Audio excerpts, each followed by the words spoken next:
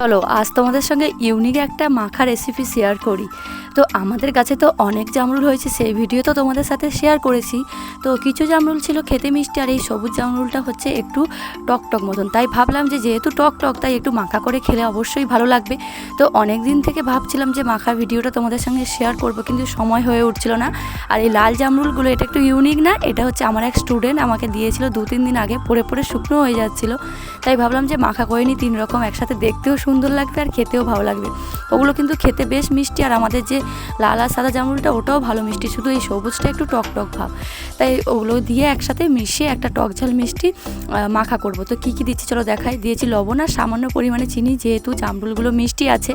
আর এতে দিচ্ছে একটা কাঁচা লঙ্কা, আর কাঁচা লঙ্কাটা এত পরিমাণে ঝাল ছিল, তো এর পরের বার থেকে মাখা করলে আমি আর হাত দিয়ে মাখাবো না, কারণ এখনও পর্যন্ত আমার হাত জ্বলছে। আর তার সাথে চাটপাটা করার জন্য একটু জলজিরা গুঁড়ো দিয়ে দিয়েছি, তো এখন ভালো করে মাখিয়ে নিচ্ছি। তো আমার ঠিক পোষালো না বাটিতে ওইভাবে নাচিয়ে নাচিয়ে, তাই হাত দিয়ে একটু না মাখালে এই মাখাগুলোর টেস্ট আসে না। তো তোমাদের ভিডিওটা কেমন লাগলো, কার কার জিভে জল এলো জানিও।